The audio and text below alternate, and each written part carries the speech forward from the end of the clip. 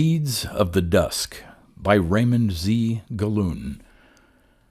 Originally published in the June 1938 issue of Astounding Science Fiction magazine, republished in almost nothing but anthologies ever since, including Adventures in Time and Space in 1946, Famous Science Fiction Stories in 1957, which was simply a reissue of the former, Tomorrow's Worlds in 1969, The Astounding Analog Reader, Book 1 in 1972, Tomorrow and Tomorrow and Tomorrow in 1974, Catastrophes in 1981, and Creations, The Quest for Origins in Story and Science in 1983. It appeared in one collection of the author's stories, The Best of Raymond Z. Gallun, in 1978. Read by Darrell T. Smith II for my channel, Quasar Spectra. Seeds of the Dusk. Chapter 1. It was a spore, microscopic in size. Its hard shell, resistant to the utter dryness of interplanetary space, harbored a tiny bit of plant protoplasm. That protoplasm, chilled almost to absolute zero, possessed no vital pulsation now, only a grim potentiality, a savage capacity for revival that was a challenge to fate itself. For years, the spore had been drifting and bobbing erratically between the paths of Earth and Mars, along with billions of other spores of the same kind. Now the gravity of the sun drew it a few million miles closer to Earth's orbit. Now powerful magnetic radiations from solar vortices forced it back toward the world of its origin. It seemed entirely a plaything of chance, and, of course, up to a point it was. But back of its erratic, unconscious wanderings, there was intelligence that had done its best to take advantage of the law of averages. The desire for rebirth and survival was the dominant urge of this intelligence, for this was during the latter days when Earth itself was showing definite signs of senility, and Mars was near as dead as the moon. Strange, intricate spore pods, conceived as a man might conceive a new invention, but put into concrete form by a process of minutely exact growth control, had burst explosively toward a black spatial sky. In dusty clouds, the spores had been hurled upward into the vacuum thinness that had once been an extensive atmosphere. Most of them bad, of course, dropped back to the red, arid soil, but a comparative few, buffeted by feeble air currents, and measured numerically in billions, had found their way from the utterly tenuous upper reaches of Mars' gaseous envelope into the empty ether of the void. With elements of a conscious purpose added, the thing that was taking place was a demonstration of the ancient Arrhenius spore theory, which, countless ages ago, had explained the propagation of life from world to world. The huge, wonderful parent growths were left behind to continue a hopeless fight for survival on a burnt-out world. During succeeding summer seasons, they would hurl more spores into the interplanetary abyss. But soon they themselves would be only brown, mummied relics, one with the other relics of Mars, the gray, carven monoliths, the strange hemispherical dwellings dotted with openings arranged like the cells of a honeycomb, habitations of an intelligent animal folk long perished, who had never had use for balls or rooms, as such things are known to men on Earth. The era of utter death would come to Mars, when nothing would move on its surface except the shadows shifting across dusty deserts, and the molecules of sand and rock vibrating with a little warmth from the hot, though shrunken, sun. Death. Complete death. But the growths, which were the last civilized beings of Mars, had not originated there. Once they had been on the satellites of Jupiter, too, and before that, well, perhaps even the race memory of their kind had lost the record of those dim, distant ages. Always they had waited their chance, and when the time came, when a world was physically suited for their development, they had acted. A single spore was enough to supply the desired foothold on a planet. Almost inevitably, since chance is, in fundamentals, a mathematical element depending on time and numbers and repetition, that single spore reached the upper atmosphere of Earth. For months, it bobbed erratically in tenuous, electrified gases. It might have been shot into space again. Upward and downward it wandered, but with gravity to tug at its insignificant mass, probability favored its ultimate descent to the harsh surface. It found a resting place, at last, in a frozen desert gully. Around the gully were fantastic sugarloaf mounds. Nearby was one thin, ruined spire of blue porcelain, an empty reminder of a gentler era, long gone. The location thus given to it seemed hardly favorable in its aspect, for this was the northern hemisphere, locked now in the grip of a deadly winter. The air, depleted through the ages, as was the planet's water supply, was arid and thin. The temperature, though not as rigorous and deadening as that of interplanetary space, ranged far below zero. Mars, in this age, was near dead. Earth was a dying world. But perhaps this condition in itself was almost favorable. The spore belonged to a kind of life developed to meet the challenge of a generally much less friendly environment than that of even this latter-day Earth. There was snow in that desert gully, maybe a quarter-inch depth of it. The rays of the sun, white and dwarfed after so many aeons of converting its substance into energy, did not melt any of that snow, even at noon. But this did not matter. The life principle within the spore detected favorable conditions for its germination, just as, in spring, the vital principle of earthly seeds had done for almost incalculable ages. By a process parallel to that of simple fermentation, a tiny amount of heat was generated within the spore.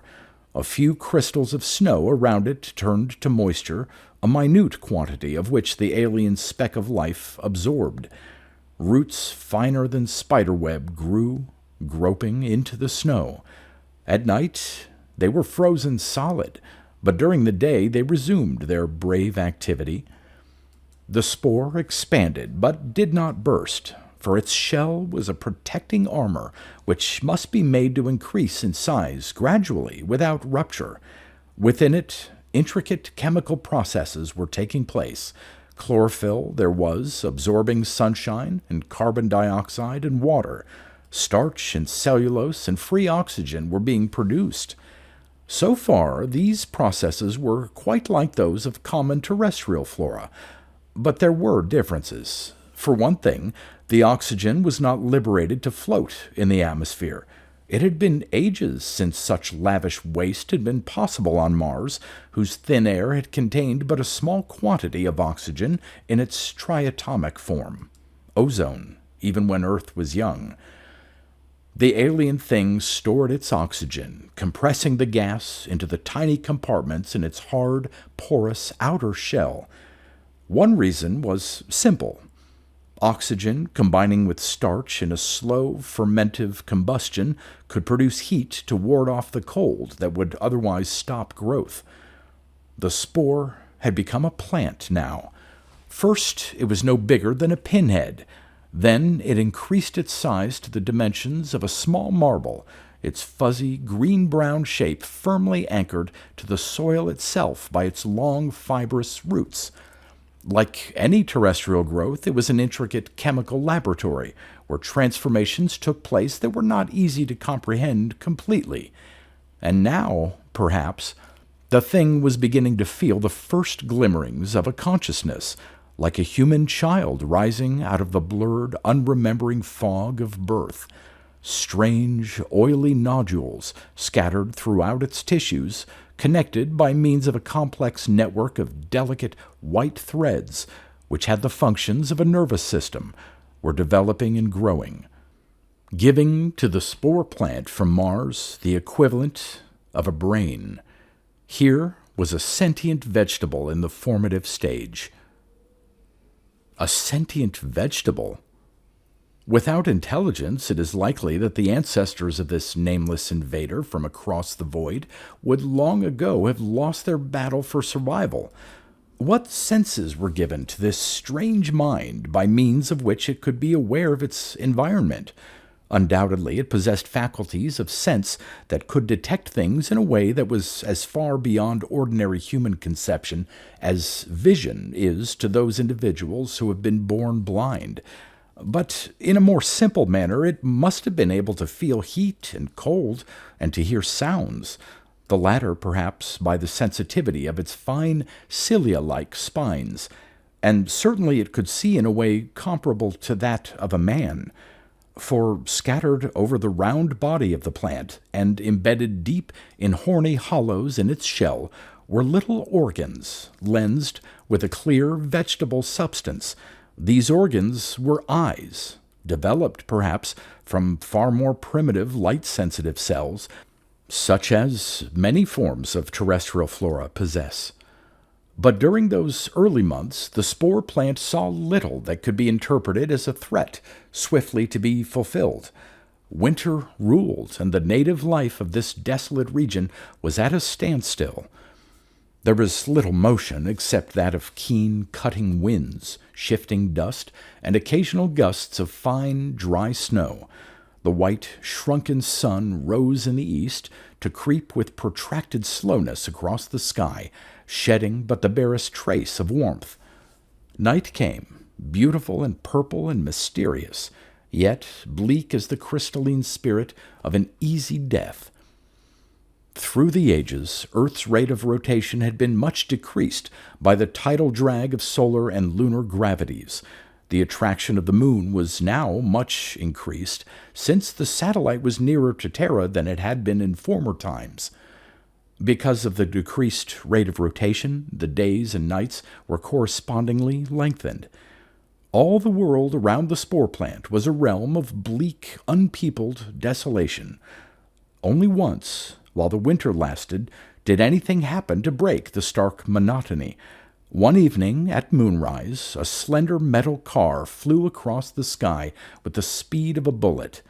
A thin, propelling streamer of fire trailed in its wake, and the pale moon glow was reflected from its prow.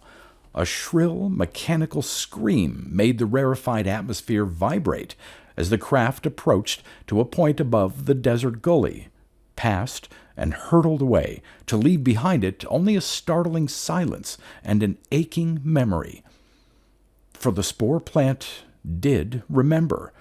Doubtless there was a touch of fear in that memory, for fear is a universal emotion closely connected with the law of self-preservation, which is ingrained in the texture of all life, regardless of its nature or origin. Men, or rather the cold, cruel, cunning little beings who were the children of men. The Itorlu, they called themselves. The invader could not have known their form as yet, or the name of the creatures from which they were descended, but it could guess something of their powers from the flying machine they had built. Inherited memory must have played a part in giving the queer thing from across the void this dim comprehension. On other worlds, its ancestors had encountered animal folk possessing a similar science, and the spore plant was surely aware that here on Earth the builders of this speeding craft were its most deadly enemies. The Itorlu, however, inhabiting their vast underground cities, had no knowledge that their planet had received an alien visitation, one which might have deadly potentialities. And in this failure to know, the little spore plant, hidden in a gully where no Itorlu foot had been set in 1,000 years, was safe. Now there was nothing for it to do but grow and prepare to reproduce its kind, to be watchful for lesser enemies, and to develop its own peculiar powers. It is not to be supposed that it must always lack, by its very nature, an understanding of physics and chemistry and biological science. It possessed no test tubes or delicate instruments, as such things were understood by men, but it was gifted with something, call it an introspective sense, which enabled it to study in minute detail every single chemical and physical process that went on within its own substance. It could feel not only the juices coursing sluggishly through its tissues, but it could feel, too, in a kind of atomic pattern, the change of water and carbon dioxide into starch and free oxygen. Gift a man with the same power that the invader's kind had acquired, perhaps by eons of practice and directed will, that of feeling vividly even the division of cells and the nature of the protoplasm in his own tissues, and it is not hard to believe that he would soon delve out even the ultimate secret of life, and in the secret of life there must be involved almost every conceivable phase of practical science. The spore plant proceeded with its marvelous self-education, part of which must have been only recalling to mind the intricate impressions of inherited memories. Meanwhile, it studied carefully its bleak surroundings, prompted not only by fear, but by curiosity as well. To work effectively, it needed understanding of its environment. Intelligence it possessed beyond question, still it was hampered by many limitations. It was a plant, and plants have not an animal's capacity for quick action, either of offense or defense. Here, forever, the entity from across the void was at a vast disadvantage, in this place of pitiless competition. In spite of all its powers, it might now have easily been destroyed. The delicate, ruined tower of blue porcelain, looming up from the brink of the gully, the invader, scrutinizing it carefully for hours and days, soon knew every chink and crack and fanciful arabesque on its visible side. It was only a ruin, beautiful and mysterious alike by sunshine and moonlight, and when adorned with a fine sifting of snow. But the invader, lost on a strange world, could not be sure of its harmlessness. Close to the tower were those rude, high sugar-loaf mounds, betraying a sinister cast. They were of hard-packed earth, dotted with many tiny openings, but in the cold and winter there was no sign of life about them now. All through those long Arctic months the spore plant continued to develop and to grow toward the reproductive stage, and it was making preparations, too, combining the knowledge acquired by its observations with keen guesswork, and with a science apart from the manual fabrication of metal and other substances. Chapter 2. A milder season came at last. The sun's rays were a little warmer now. Some of the snow melted, moistening the ground enough to germinate earthly seeds. Shoots sprang up, soon to develop leaves and grotesque, devilish-looking flowers. In the mounds beside the blue tower a slow awakening took place. Millions of little hard, reddish bodies became animated once more, ready to battle grim nature for sustenance. The ages had done little to the ants, except to increase their fierceness and cunning. Almost any organic substances could serve them as food, and their tastes showed but little discrimination between one dainty and another. And it was inevitable, of course, but presently they should find the spore plant.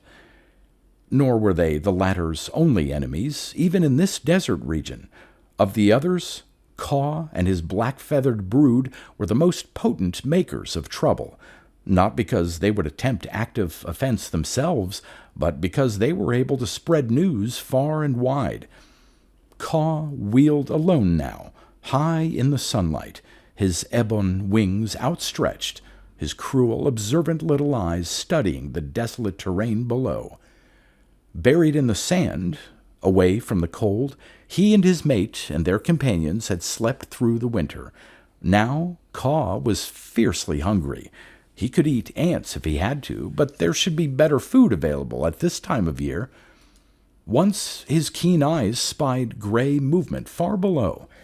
As if his poised and graceful flight was altered by the release of a trigger, Caw divided plummet-like and silent toward the ground. His attack was more simple and direct than usual, but it was successful. His reward was a large, long-tailed rodent, as clever as himself. The creature uttered squeaks of terror as meaningful as human cries for help. In a moment, however, Caw split its intelligently rounded cranium with a determined blow from his strong, pointed beak. Bloody brains were devoured with indelicate gusto, to be followed swiftly by the less tasty flesh of the victim. If Caw had ever heard of table manners, he didn't bother with them. Caw was intensely practical. His crop full, Caw was now free to exercise the mischievous curiosity which he had inherited from his ancient forebears. They who had, in the long-gone time when earth was young, uprooted many a young corn-shoot, and had yammered derisively from distant tree-tops when any irate farmer had gone after them with a gun. With a clownish skip of his black, scaly feet, and a show-offish swerve of his dusty ebon wings, Caw took to the air once more. Upward he soared, his white-lidded eyes directed again toward the ground, seeking something interesting to occupy his attention and energies. Thus, presently, he saw a brownish puff that looked like smoke or dust in the gully beside the ruined blue tower at the pinnacle of which he and his mate were wont to build their nest in summer. Sound came then, a dull, ringing pop. The dusty cloud expanded swiftly upward, widening and thinning until its opacity was dissipated into the clearness of the atmosphere. Caw was really startled. That this was so was evinced by the fact that he did not voice his harsh, rasping cry, as he would have done had a lesser occurrence caught his attention. He turned back at first and began to retreat, his mind recognizing only one possibility in what had occurred. Only the Itterlu, the children of men, as far as he knew, could produce explosions like that. And the Itterlu were cruel and dangerous. However, Caw did not go far in his withdrawal. Presently, since there were no further alarming developments, he was circling back toward the source of the cloud and the noise. But for many minutes he kept what he considered a safe distance, the while he tried to determine the nature of the strange, bulging, grayish-green thing down there in the gully. A closer approach, he decided, finally, was best made from the ground, and so he descended, alighting several hundred yards distant from the narrow pocket in the desert. Thence he proceeded to walk cautiously forward, taking advantage of the cover of the rocks and dunes, his feathers gleaming with a dusty rainbow sheen, his large head bobbing with the motion of his advance like any fowl's. His manner was part laughably ludicrous, part scared, and part determined. And then, peering from behind a large boulder, he saw what he had come to see. It was a bulging, slightly flattened sphere, perhaps a yard across. From it projected flat oval things of a gray-green color, like the leaves of a cactus, and from these, in turn, grew club-like protuberances of a hard, thorny texture, spore pods. One of them was blasted open, doubtless by the pressure of gas accumulated within it. These spore pods were probably not as complexly or powerfully designed as those used by the parent growths on Mars, for they were intended for a simpler purpose. The entire plant bristled with sharp spines and was furred with slender hairs gleaming like little silver wires. Around the growth, thousands of ant bodies lay dead, and from its vicinity other thousands of living were retreating. Caw eyed these evidences critically, guessing with wits as keen as those of a man of old their sinister significance. He knew, too, that presently other spore pods would burst with loud, disturbing noises. Caw felt a twinge of dread.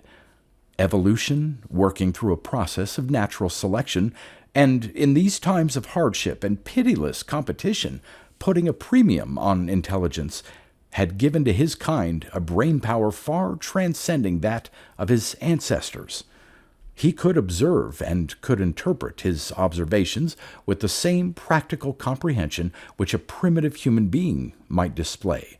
But, like those primitives, he had developed, too, a capacity to feel superstitious awe. That gray-green thing of mystery had a fantastic cast, which failed to identify it with naturalness. Kaw was no botanist, certainly. Still, he could recognize the object as a plant of some kind. But those little bright eye lenses suggested an unimaginable scrutiny, and those spines, silvery in sheen, suggested ghoulish animation, the existence of which Kaw could sense as a nameless and menacing unease. He could guess, then, or imagine, or even know, perhaps, that here was an intruder who might well make itself felt with far-reaching consequences in the future. Kaw was aware of the simple fact that most of the vegetation he was acquainted with grew from seeds or the equivalent, and he was capable of concluding that this flattened spheroid reproduced itself in a manner not markedly unfamiliar. That is, if one was to accept the evidence of the spore pods. Billions of spores, scattering with the wind. What would be the result? Kaw would not have been so troubled were it not for those crumpled thousands of ant bodies and the enigma of their death. It was clear that the ants had come to feed on the invader, but they had perished. How? By some virulent plant poison, perhaps? The conclusions which intelligence provides can produce fear where fear would otherwise be impossible. Kaw's impulse was to seek safety in instant departure, but horror and curiosity fascinated him. Another deeper, more reasoned urge commanded him. When a man smells smoke in his house at night, he does not run away, he investigates, and so it was with Kaw. He hopped forward cautiously toward the invader. A foot from its rough, curving side, he halted. There, warily, as if about to attack a poisonous lizard, he steeled himself. Lightly and swiftly his beak shot forward. It touched the tip of a sharp spine. The results left Kaw dazed. It was as though he had received a stunning blow on the head. A tingling, constricting sensation shot through his body, and he was down, flopping in the dust. Electricity. Kaw had never heard of such a thing. Electricity generated chemically in the form of the invader by a process analogous to that by which, in dim antiquity, had been generated in the bodies of electric eels and other similar creatures. However, there was a broad difference here between the subject and the analogy. Electric eels had never understood the nature of their power, for they were as unresponsible for it as they were unresponsible for the shape of the flesh in which they had been cast. The spore plant, on the other hand, comprehended minutely. Its electric organs had been minutely pre-planned and conceived before one living cell of their structure had been caused to grow on another, and these organs were not inherited, but were designed to meet the more immediate needs of self-protection. During the winter, the invader, studying its surroundings, had guessed well. Slowly, Kaw's brain cleared. He heard an ominous buzzing and knew that it issued from the plant. But what he did not know was that, like the electric organs, the thing's vocal equipment was invented for possible use in its new environment. For days, since the coming of spring, the invader had been listening to sounds of various kinds, and had recognized their importance on Earth. Now Kaw had but one thought, and that was to get away. Still dazed and groggy, he leaped into the air. From behind him, in his hurried departure, he heard a dull plop. More billions of spores mixing with the wind to be borne far and wide. But now, out of his excitement, Kaw drew a reasoned and fairly definite purpose. He had a fair idea of what he was going to do, even though the course of action he had in mind might involve him with the greatest of his enemies. Yet, when it came to a choice, he would take the known in preference to the unknown. He soared upward toward the bright blue of the heavens. The porcelain tower, the anthills, and the low mounds which marked the entrances to the rodent colonies slipped swiftly behind, as if the whole drab landscape were made to move on an endless belt. Caw was looking for his mate and for the 30-odd black-winged individuals who formed his tribe. Singly and in small groups, he contacted and collected them. Loud, raucous cries, each with a definite verbal meaning, were exchanged. Menace was on the earth. Bizarre, nameless menace. Excitement grew to fever pitch. Dusk. Beautiful and soft and forbidding, found the bird clan assembled in a chamber high-placed in a tremendous edifice many miles from where Caw had made his discovery. The building belonged to the same gentle culture which had produced the blue porcelain tower. The floor of the chamber was doubtless richly mosaicked. But these were relics of departed splendor, now thickly masked with dust and filth. From the walls, however, painted landscapes of ethereal beauty and the faces of a happy humankind of long ago peeped through the gathering shadows. They were like ghosts, a little awed at what had happened to the world to which they had once belonged. Those gentle folk had dwelt in a kindlier climate which was now stripped forever from the face of the earth, and they had been wiped out by creatures who were human, too, but of a different, crueler race. Through delicately carven screens of pierced marble, far up on the sides of the chamber's vast, brooding rotunda, the fading light of day gleamed like a rose glow through the lacework of fairies. But this palace of old, dedicated to laughter and fun and luxury, and to the soaring dreams of the fine arts, was now only a chill, dusty gathering place for a clan of black-winged, gruesome harpies.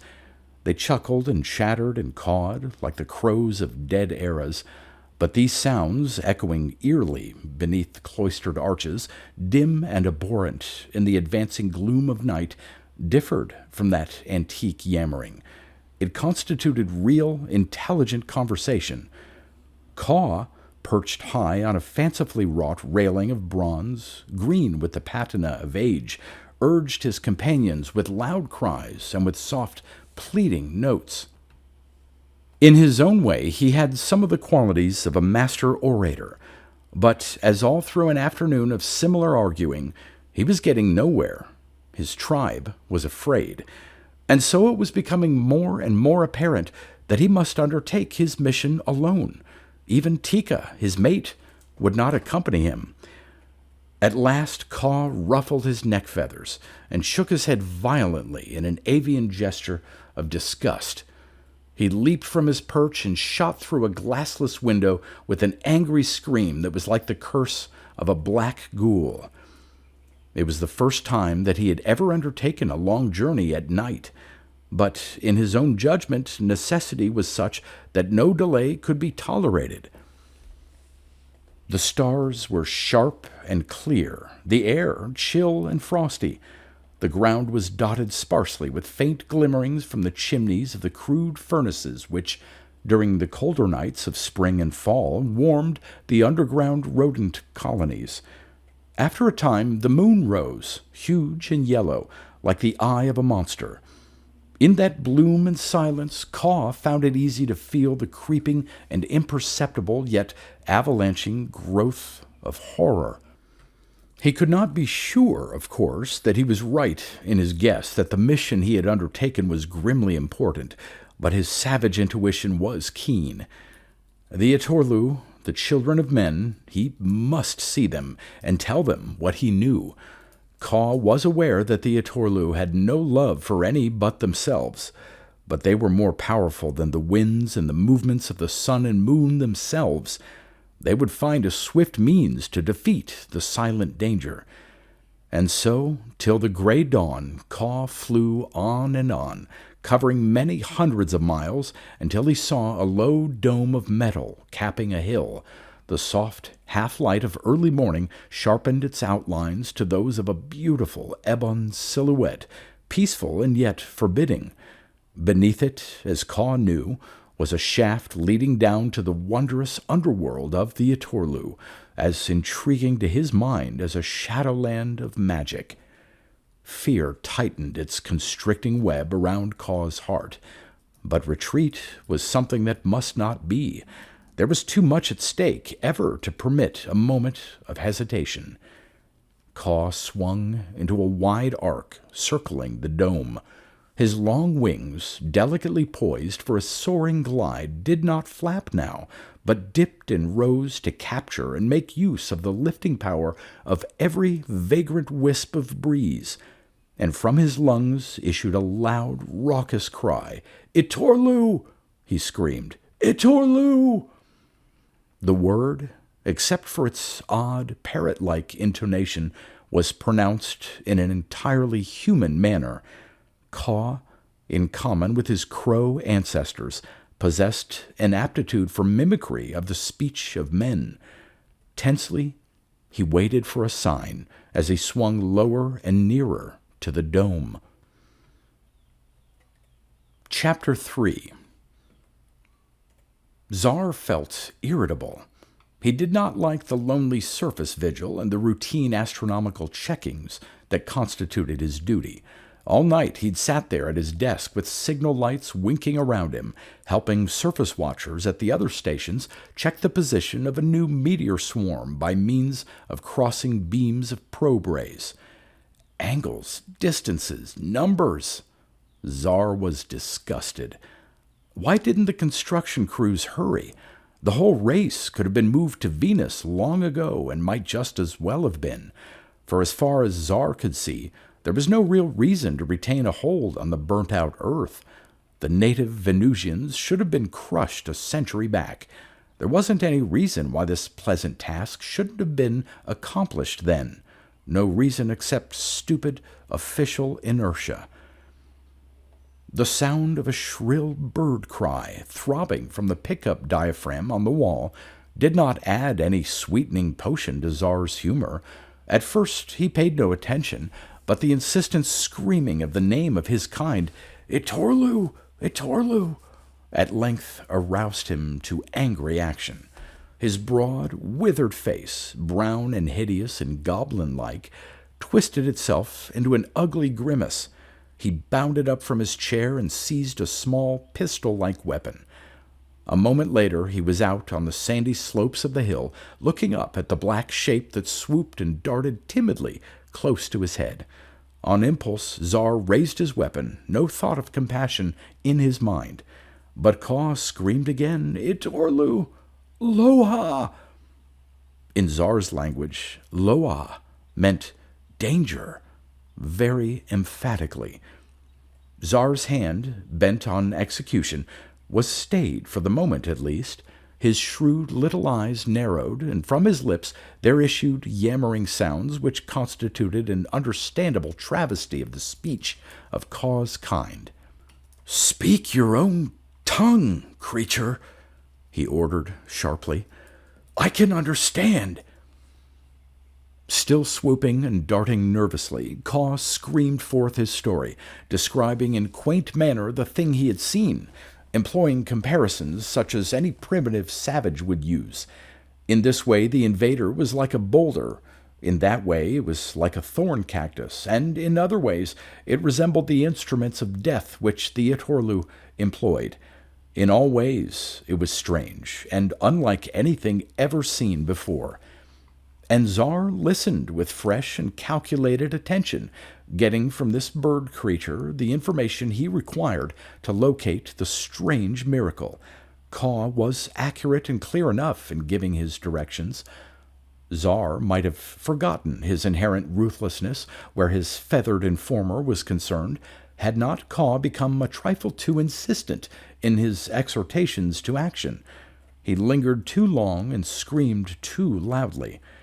Irritated, Zar raised his weapon. Kaw swept away at once, but there was no chance for him to get out of range. Invisible energy shot toward him.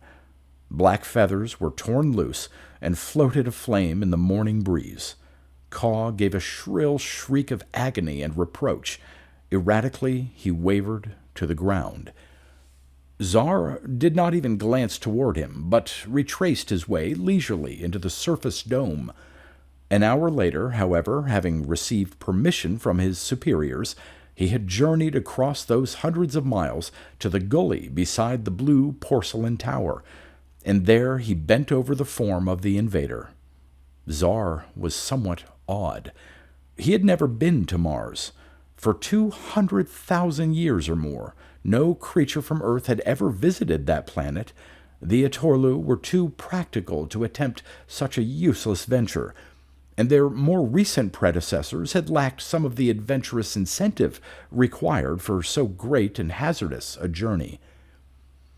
But Czar had perused old records belonging to an era 500,000 years gone by. He knew that this gray-green thing was at least like the flora of ancient Mars. Into his mind, matter-of-fact for the most part, came the glimmerings of a mighty romance, accentuating within him a consciousness of nameless dread and of grand interplanetary distances. Spines. Bulging, hard-shelled, pulpy leaves that stored oxygen under pressure. Chlorophyll that absorbed sunshine and made starch, just as in an ordinary earthly plant. Only the chlorophyll of this growth was beneath a thick, translucent shell, which altered the quality of the light it could reflect. That was why astronomers in the pre-interplanetary era had doubted the existence of vegetation on Mars. Green plants of Terra, when photographed with infrared light, looked silvery, like things of frost. But because of their shells, Martian vegetation could not betray its presence in the same manner. Czar shuddered. Though the morning air was not chill by his standards, the little gleaming orbs of the invader seemed to scrutinize him critically and coldly and with a vast wisdom. Czar saw the shattered spore pods, knowing that their contents now floated in the air like dust, floated and settled, presenting a subtle menace whose tool was the unexpected and against which, because of the myriad numbers of the widely scattered spores, only the most drastic methods could prevail. Belatedly, then, anger came. Czar drew a knife from his belt. Half in fury and half in experiment, he struck the invader, chipping off a piece of its shell. He felt a sharp, electric shock, though by no means strong enough to kill a creature of his size. From the wound he made in the plant, oxygen sizzed softly, but the invader offered no further defense. For the present, it had reached the end of its resources. Czar bounded back. His devilish little weapon flamed then for a full 2 minutes. When he finally released pressure on its trigger, there was only a great, smoldering, glowing hole in the ground where the ghoulish thing from across space had stood. Such was Czar's and the entire Atorlu race's answer to the intruder. Swift destruction. Czar chuckled wickedly. And there were ways to rid Earth of the treacherous menace of the plant intelligences of Mars entirely, even though they would take time. Besides, there was Venus, the world of promise. Soon, half of the Atorlu race would be transported there. The others certainly could be accommodated if it became necessary. Necessary? Czar laughed. He must be getting jittery. What had the Atorlu to fear from those inert vegetable things? Now he aimed his weapon toward the blue tower and squeezed the trigger. Weakened tiles crumbled and fell down with a hollow, desolate rattle that seemed to mock Czar's ruthlessness. Suddenly he felt sheepish. To every intelligent being there is a finer side that prompts and criticizes, and for a moment Czar saw himself and his people a little more as they really were.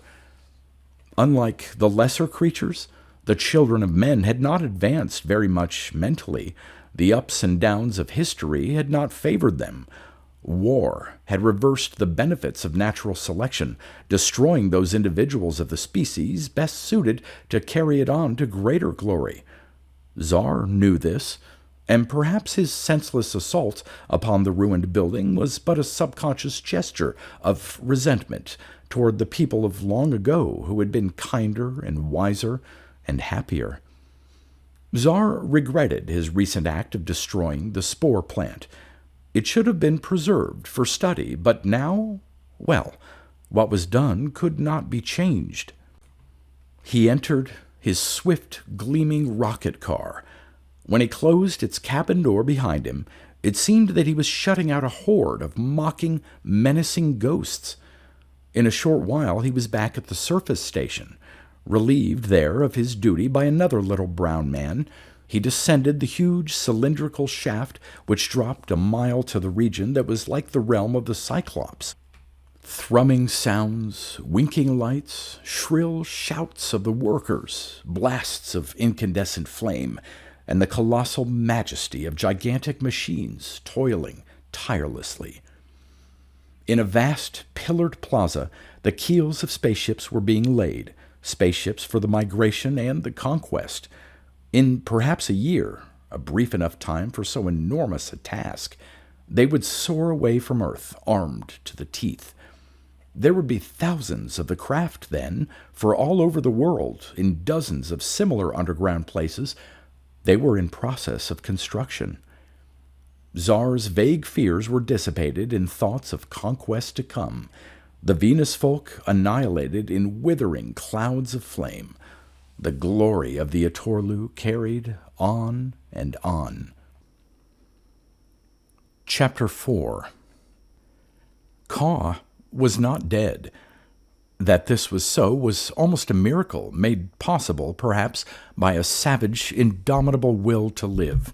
In his small bird body there was a fierce, burning courage that compensated for many of his faults. For hours he lay there on the desert sand, a pathetic and crumpled bundle of tattered feathers, motionless except for his labored breathing and the blinking of his hate-filled eyes. Blood dripped slowly from the hideous, scarred wound on his breast, and the whole body ached with a vast, dull anguish. Toward sundown, however, he managed to hobble and flutter forward a few rods. Here he buried himself shallowly in the sand, where his chilled body would be protected from the nocturnal cold. For 3 days he remained thus interred. He was too weak and sick to leave his burrow. Bitterness toward Czar and the other cruel Atorlu he did not feel. Ka had lived too long in this harsh region to expect favors, but a black fury stormed within him, nevertheless. A black fury as agonizing as physical pain. He wanted revenge. No, he needed revenge as much as he needed the breath of life. He did not know that Atorlu plans directed against the intruding spores from Mars were already underway, and that, as a byproduct, they would destroy his own kind and all primitive life on the surface of the Earth. Ka left his hiding place on the 4th day. Luck favored him, for he found a bit of carrion, part of the dead body of an antelope-like creature. Somehow, through succeeding weeks and days, he managed to keep alive. The mending of his injured flesh was slow indeed, for the burnt wound was unclean. But he started toward home, hopping along at first, then flying a little, 100 yards at a time. Tedium and pain were endless, but the fiendish light of what must seem forever fruitless hatred never faded in those wicked, white-lidded eyes. Frequently, Ka's long black beak snapped in a vicious expression of boundless determination. Weeks of long days became a month, and then 2 months. Starved to a black-clad skeleton and hopeless of ever being fit to hunt again, Ka tottered into a deep gorge one evening. Utterly spent, he sank to the ground here, his brain far too weary to take note of any subtle unusualness which the deepening shadows half masked. He scarcely saw the rounded things scattered here. Had he noticed them, his blurred vision would have named them small boulders and nothing more. Fury, directed at the Atorlu, had made him almost forget the spore plants. He did not know that this was to be a place of magic. Chance and the vagrant winds had made it so. 100 spores out of many millions had lodged here. Conditions had been just right for their swift development. It was warm, but not too warm, and there was moisture, too. Distantly, Caw heard the trickle of water. He wanted to get to it, but his feebleness prevented him. He must have slept then for a long time. It seemed that he awoke at the sound of an odd buzzing, which may have possessed hypnotic properties. He felt as weak and stiff as before, but he was soothed and peaceful now, in spite of his thirst and hunger. He looked about. The gorge was deep and shadowy. A still twilight pervaded it, though sunshine gilded its bulging, irregular lips far above. These details he took in a moment. He looked then at the grotesque shapes around him, things which, in the deeper darkness, he had thought to be only boulders, but now he saw that they were spore plants, rough, eerie, brooding, with their little lensed, light-sensitive organs agleam. The excitement of terror seized him, and he wanted to flee as from a deadly enemy, but this urge did not last long. The hypnotic buzz which issued from the diaphragmic vocal organs of the plants soothed and soothed and soothed until Caw felt very relaxed. There were dead ants around him, doubtless the victims of electrocution. Since no better food was within reach, Caw hopped here and there, eating greedily. After that he hobbled to the brackish spring that dripped from the wall, and drank. Next he dropped to the ground, his fresh drowsiness characterized by sleepy mutterings about himself, his people, and the all-wise Itorlu. And it seemed, presently, that the buzzing of the invaders changed in character at last, seeming to repeat his own mutterings clumsily, like a child learning to talk. "Caw! Itorlu!" and other words and phrases belonging to the speech of the Crow clans. It was the beginning of things miraculous and wonderful for Caw, the black-feathered rascal. Many suns rose and set, but somehow he felt no urge to wander farther toward his home region. He did not know the Lethian fascination of simple hypnotism. True, he sallied afield farther and farther as his increasing strength permitted. He hunted now, eating bugs and beetles for the most part, but always he returned to the gorge, there to listen to the weird growths, buzzing, chattering, speaking to him in his own tongue. In them there seemed somehow to be a vague suggestion of the benignance of some strange, universal justice, in spite of their horror. And night and day, rocket cars, streamlined and gleaming, swept over the desert. Now and then, beams of energy were unleashed from them, whipping the sand into hot flame, destroying the invading spore plants that had struck root here and there. Only the law of chance kept them away from the gorge, as doubtless it allowed them to miss other hiding places of alien life, for the wilderness was wide. But this phase of the Itorlu battle against the invading spore plants was only a makeshift preliminary, intended to keep the intruders in check. Only the Itorlu themselves knew about the generators now being constructed far underground, generators which, with unseen emanations, could wipe out every speck of living protoplasm on the exposed crust of the planet. Theirs was a monumental task, and a slow one, but they meant to be rid once and for all of the subtle threat which had come perhaps to challenge their dominion of the earth. Caw and his kind, the rodents, the ants, and all the other simple people of the dusk of Terra's greatness, were seemingly doomed. Caw's hatred of the children of men was undimmed, more justly than he was aware. Thus it was easy for him to listen when he was commanded, "Get in Itorlu! Bring him here! Alone! On foot!" Czar was the logical individual to produce, for he was the nearest, the most readily available. But summer was almost gone before Caw encountered the right opportunity, though he watched with care at all times. Evening with Venus and the moon glowing softly in the sky. Kaw was perched on a hilltop, close to the great surface dome, watching as he had often watched before. Out of its cylindrical hangar, Czar's flyer darted, and then swung in a slow arc. Presently it headed at a leisurely pace into the northwest. For once its direction was right, and it was not traveling too fast for Kaw to keep pace with it. Clearly its pilot was engaged in a rambling pleasure jaunt, which had no definite objective. Kaw, pleased and excited, fell in behind at a safe distance. There he remained until the craft was near the gorge. Now there was danger, but if things were done right... He flapped his wings violently to catch up with his mechanical quarry. He screamed loudly, "Itorlu! Itorlu, descend! Descend! I am Kaw, who informed you of the unknowns long ago. I would show you more, more, more." All this in shrill avian chatterings. Kaw's trickery was naively simple, but Czar heard above the noise of his rocket blasts. Suspicion? He felt it, of course. There was no creature in this era who accepted such an invitation without question. Yet he was well armed. In his own judgment, he should be quite safe. Curiosity led him on. He shut off his rocket motors and uttered the bird jargon, questioning irritably, "Where? What is it, black trickster?" Kaw skittered about defensively. "Descend!" he repeated. "Descend to the ground. The thing that bears you cannot take you where we must go." The argument continued for some little time, primitive with matching curiosity and suspicion.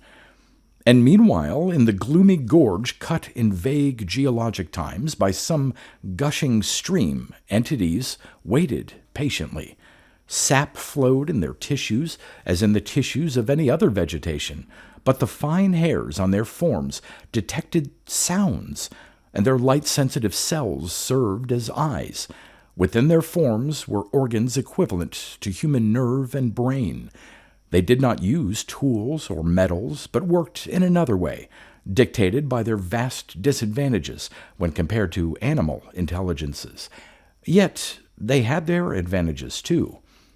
Now they waited, dim as hulking shadows. They detected the excited cries of Kaw, who was their instrument, and perhaps they grew a little more tense, like a hunter in a blind, when he hears the quacking of ducks through a fog. There was a grating of pebbles, and a little brown man, clad in a silvery tunic, stepped cautiously into view. There was a weapon clutched in his slender hand. He paused, as if suddenly awed and fearful, but no opportunity to retreat was given him. A spore pod exploded with a loud plop in the confined space.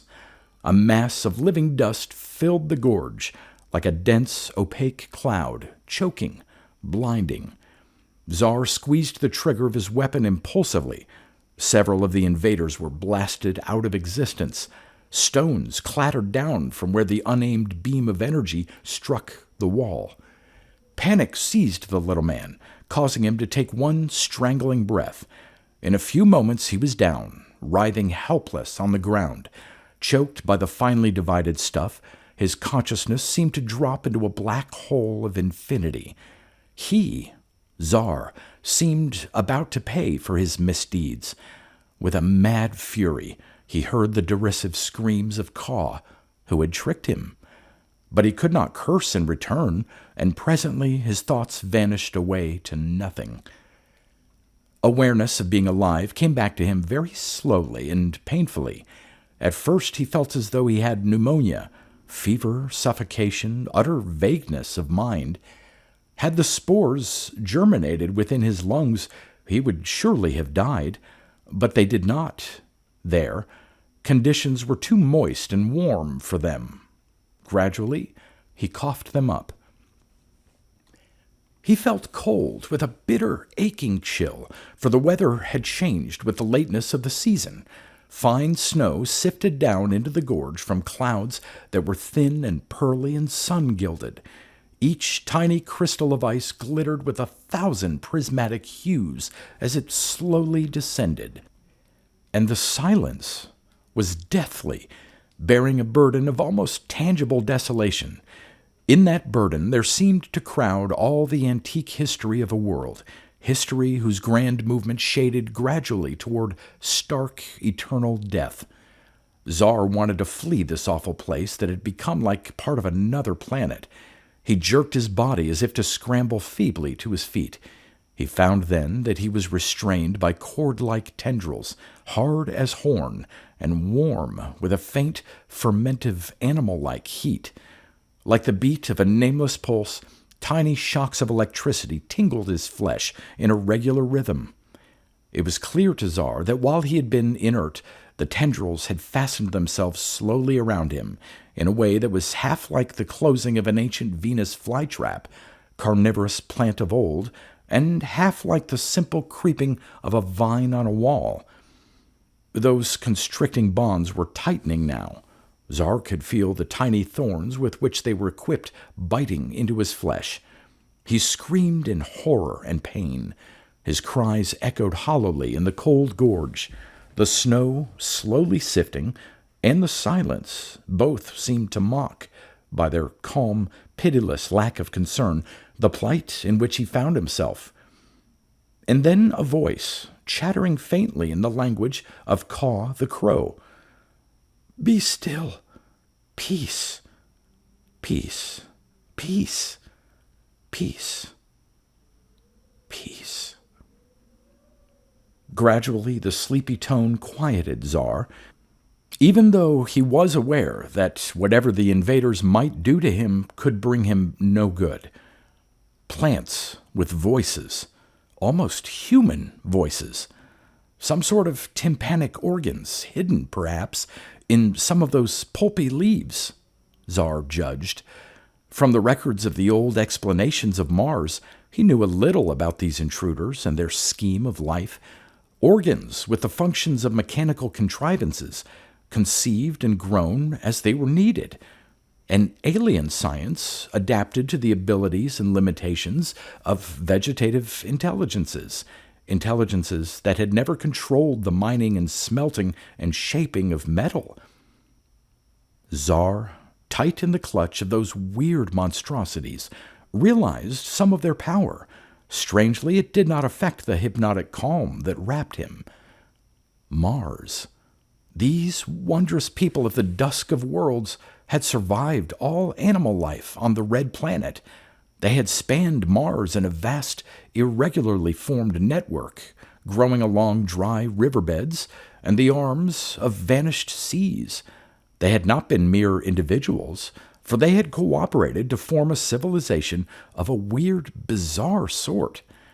Great, hollow roots buried beneath the ground had drawn water from melting polar snows.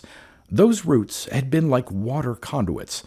A rhythmic pulsation within them had pumped the water across thousands of miles of desert, providing each plant along the way with moisture, even on that dying and almost dehydrated world. The canals of Mars! Yes, a great irrigation system, a great engineering feat, but out of the scope of Itorlu methods entirely. And through the living texture of those immense joining roots, too, had doubtless flown the impulses of thoughts and commands, the essence of leadership and security. Even now, when Mars was all but dead, its final civilization must still be trying to fight on. Strange, wonderful times those old explorers had seen. Cold sunlight on bizarre ruins left by extinct animal folk.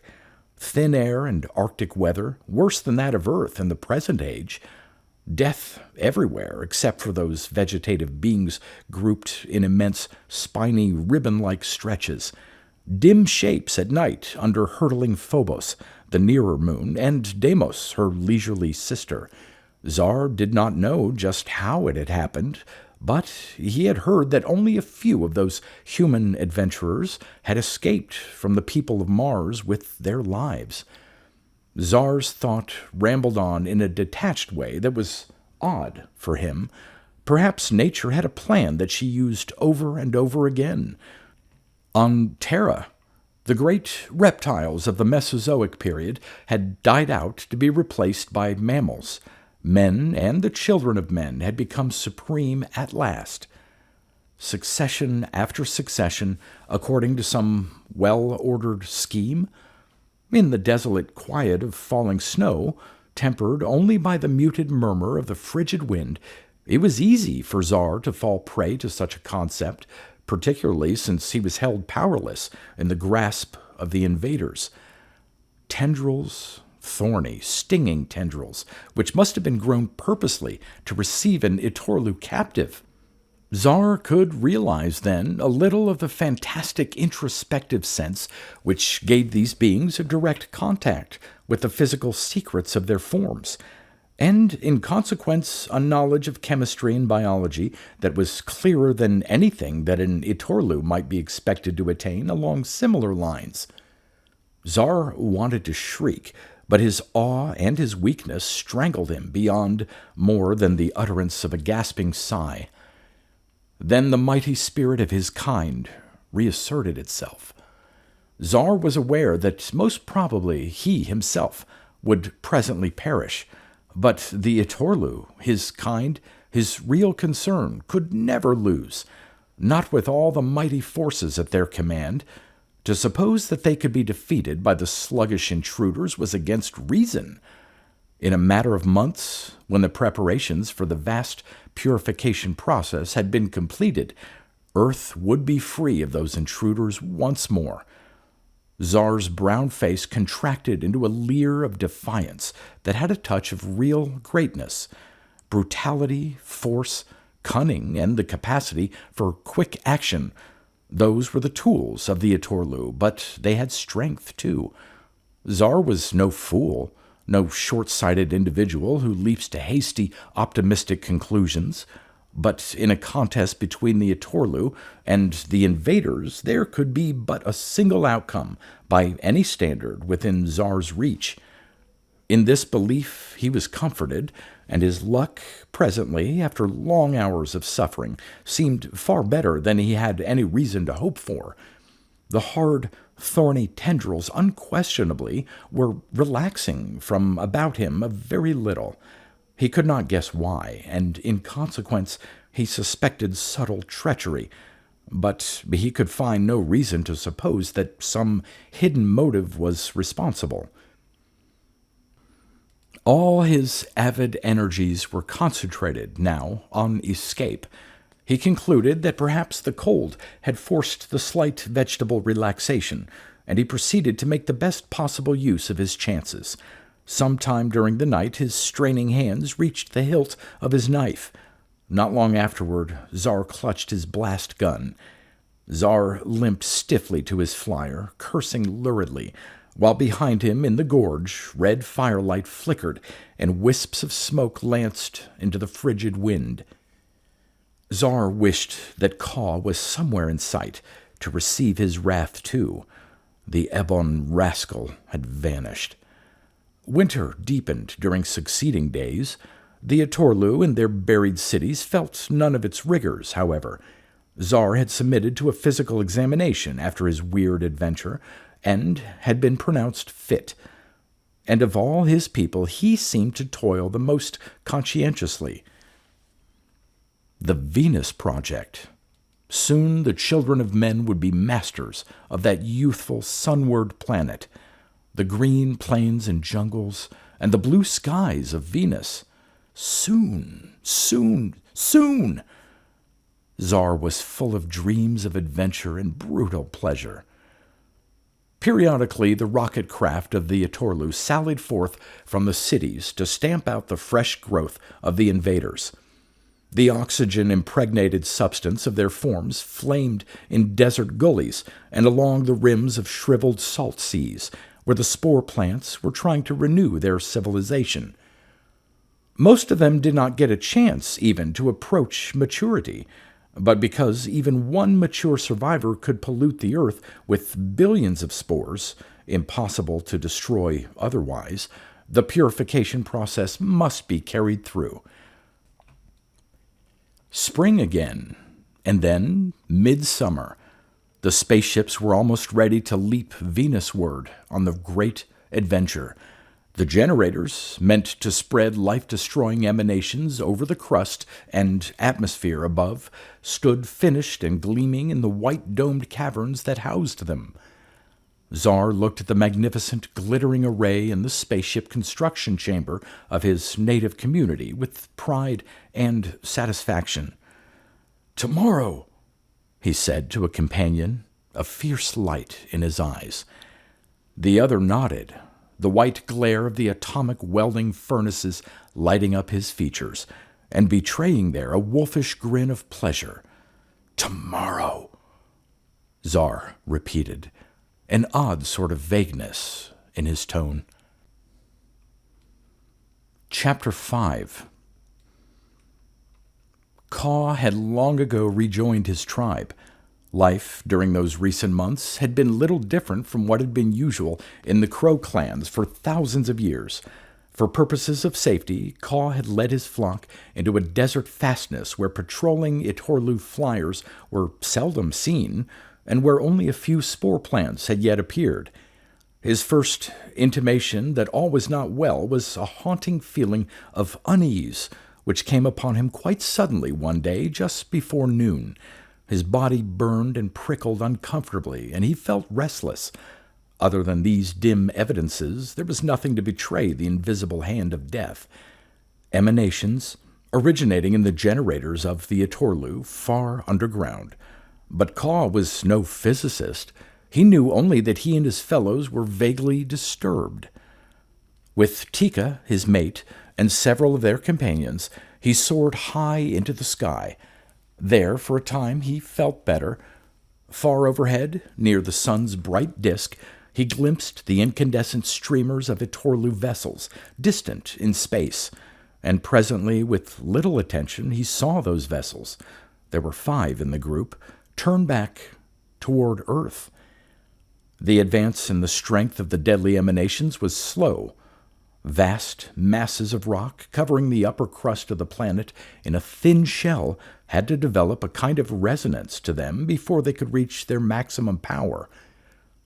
By nightfall, Caw felt only slightly more uncomfortable. By the following dawn, however, he was definitely droopy and listless.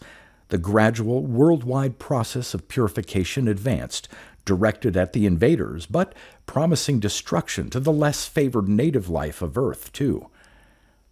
4 days. Huddled in a pathetic group in a ruined structure of antiquity, Caw's tribe waited. Their features were dull and ruffled, and they shivered as if with cold. Some of them uttered low, sleepy twitterings of anguish. That evening, Caw watched the pale moon rise from a battered window embrasure. He was too weak to stand, but rested slumped forward on his breast. His eyes were rheumy and heavy-lidded, but they still held a savage glitter of defiance, which perhaps would burn in them even after they had ceased to live and see.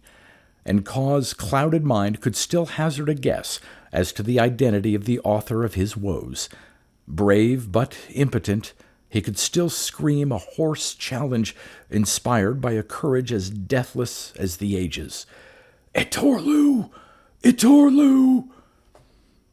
Some time before the first group of spaceships headed for Venus had been recalled to Earth, Czar, assigned to the second group, which had not yet entered the launching tubes, had collapsed against his instrument panels.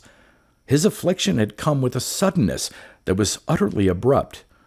Recovering from his swoon, he found himself lying on a narrow pallet in the hospital quarters of the city. His vision was swimming and fogged, and he felt hot and cold by turns. But he could see the silvery tunicked figure of the physician standing close to him. "What is wrong?" he stammered. "What is it that has happened to me? A short time ago I was well." "Much is wrong," the physician returned quietly, "and you have not really been well for a long time. A germ disease, a type of thing which we thought our sanitation had stamped out millenniums ago, has been ravaging your brain and nerves for months. Only its insidiousness prevented it from being discovered earlier. During its incipient stages, the poisons of it seem actually to stimulate mental and physical activity, giving a treacherous impression of robust health. And we know certainly that this disease is extremely contagious. It does not reveal itself easily, but I and others have examined many apparently healthy individuals with great care. In each there is the telltale evidence that the disease is not only present, but far advanced. Hundreds have collapsed as you have. More surely will follow. It is my belief that the entire race has been afflicted, and the plague has a fatal look. Panic has broken out. There is a threatened failure of power and food supplies. Perhaps an antitoxin can be found, but there is so little time. Half delirious, Czar could still grasp the meaning of the physician's words and could understand the origin of the disease. He began to mutter with seeming incoherence, "The changing earth, reptiles, mammals, men, succession, nature." His voice took on a fiercer tone. "Fight, Itorlu!" he screamed. "Fight!" Cruel he was, as were all his people, but he had pluck. Suddenly he arose to a sitting posture on his bed. His eyes flamed. If his act represented the final dramatic gesture of all the hoary race of man, still it was magnificent. Nor were any tears to be shed, for extinction meant only a task completed. "Fight!" he shouted again, as if addressing a limitless multitude. "Fight! Itorlu, study, learn, work. It is the only hope. Keep power flowing in the purification generators if you can. The old records of the explorations of Mars. Those plants, their approach to problems is different from our own. No metals, no machines as we know them, but in hidden compartments, in their tissues, it was easy for them to create the bacteria of death. They invented those bacteria and grew them, breaking them away from their own substance. Some way, when I was a captive, I was infected. The thorns on the tendrils that held me, I was the carrier. Find an antitoxin to fight the plague, Itorlu. Work." Chapter 6. 1 year. 2. 3. The sunshine was brilliant, the air almost warm. The rusty desert hills in the distance were the same. Ancient ruins brooded in the stillness, as they had for so long. On the slopes, ant hordes were busy. Rodent colonies showed similar evidence of population. In the sky, Caw and his companions wheeled and turned lazily. This was the same Earth, with several changes. Bulbous, spiny things peopled the gorges and were probing out across the desert, slowly building, with hollow, connecting roots, the water pipes of a tremendous irrigation system, like that of Mars and like that of Ganymede, moon of Jupiter, in former ages. Saline remnants of seas and polar snows could alike provide the needed moisture. Thoughts traveled swiftly along connecting routes. Little orbs and wicked spines gleamed. The invaders were at peace now. Only the Itorlu could have threatened their massed might. There was no danger in the lesser native life. The subterranean cities of the former rulers of Earth were inhabited only by corpses and by intruding ants who, like the other fauna of this planet, were immune to the plague, which had been directed and designed for the Itorlu alone. The last race of men was now one with the reptiles of the Mesozoic, but all was peace. Caw screamed out his contentment in loud, lazy cries as he circled in the clear air. He seldom thought of the past any more. If the new masters were not truly benignant, they were indifferent. They left him alone. Caw, creature of Earth's dusk, was happy. The great surface dome where Czar the Itorlu had once kept watch was already surrounded by crowded growths. The plants had achieved a great but an empty victory, for Earth was a dying planet. Within the dome, an astronomical telescope gleamed dully, collecting dust. Often Tsar had directed it toward Venus, goal of shattered Itorlu dreams. But who knew? Out of the void to Ganymede, the invaders had come, across space to Mars, riding light to Earth. Perhaps when the time came, when Venus was growing old.